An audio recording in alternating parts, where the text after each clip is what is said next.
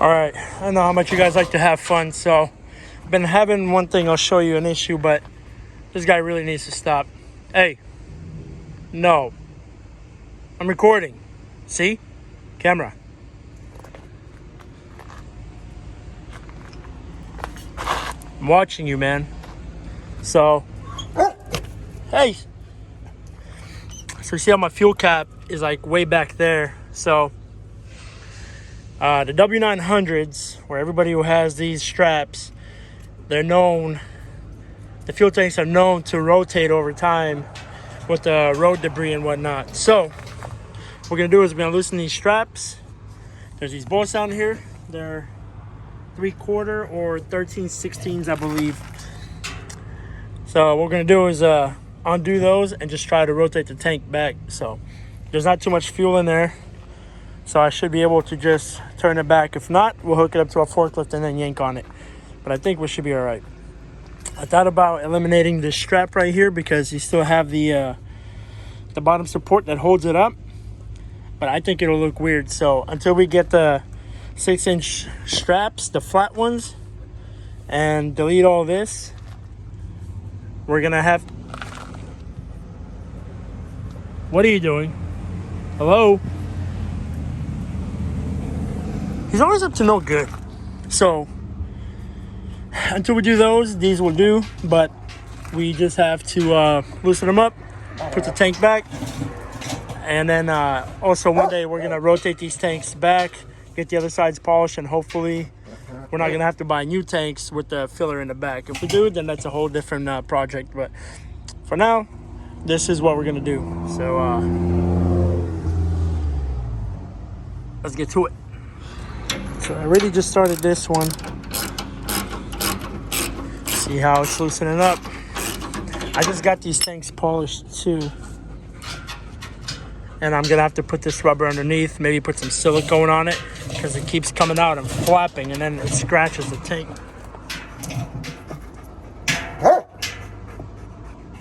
You're unbelievable. So just gonna shove these back underneath like that, probably put some silicone if I can find some here, and then if not, whatever, we just gotta tighten it up. Because now I noticed when I undid this bolt, it wasn't that tight actually, so now I know exactly why it was popping out in the first place.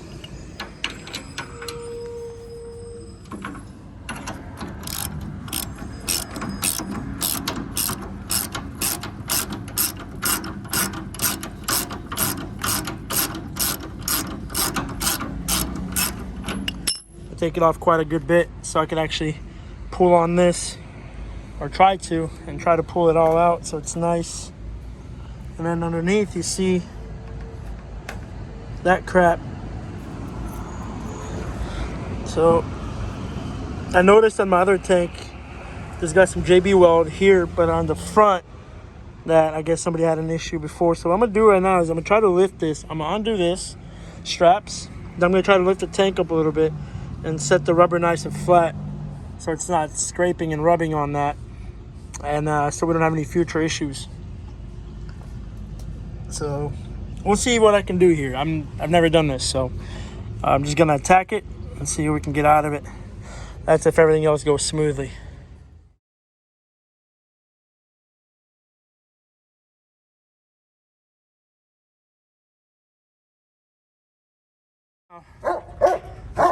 Stop!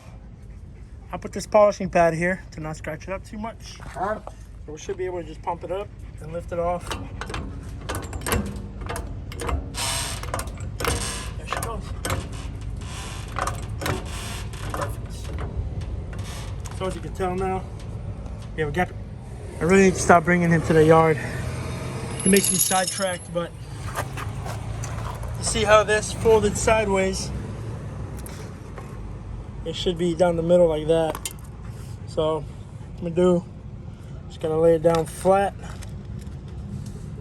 And then the tank should lay on that, unless I can go find some mat and cut it out. So that's what I'm gonna go do right now. We're trying to find some mat, clean this up. Same with this side. There's some rocks and stuff underneath. See? Try to clean it up. Oh, see, they did use silicone to make it stay. That's interesting. The more you know. So yeah, there's some silicone here, as you can tell. Okay, maybe you can't tell, but I promise. There's silicone in there. So looks like they lay down silicone and then they put this on there so it sits. It's kind of late, so I don't promise myself that I'm gonna find much of anything today at the stores, and plus I have Jack. I can't really take him anywhere, but I'll make do with what I can. So let's go see if we can find something we can lay down there, or clean this up pretty good. Just shove it back underneath and just tighten it really good. Once we tighten it really good, I don't think it'll go anywhere. All right, so you guys do know that I'm an engineer, right? So this is the same material as this. So this is my old mud flap. It's rubber.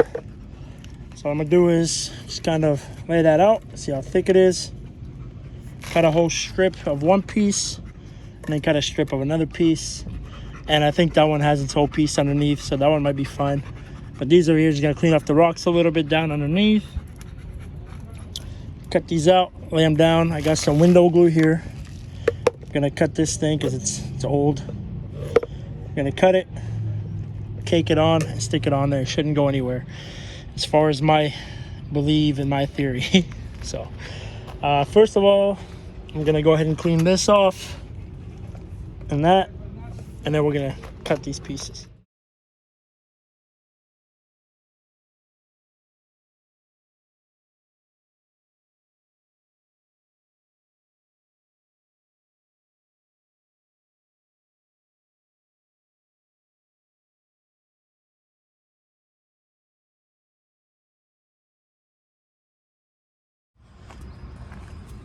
So now that these are in, the inserts are in, good there. What I'm gonna do, lower the tank slowly. Oh yes, that's buttery. Then I'm gonna try to grab it and rotate it back. Probably not gonna be easy, and I'm gonna hope these things don't spin. Maybe I'll take some pressure off of them. Oh, actually, you can't, because you can't have the jack. Obviously, then you're gonna be able to turn the whole jack and everything.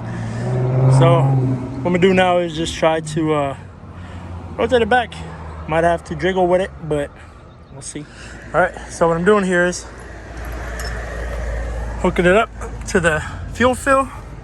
Shouldn't pop out and break my neck, I don't think, anyway.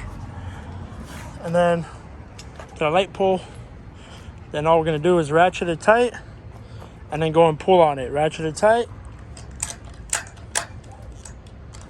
and then pull on it. So let's try that.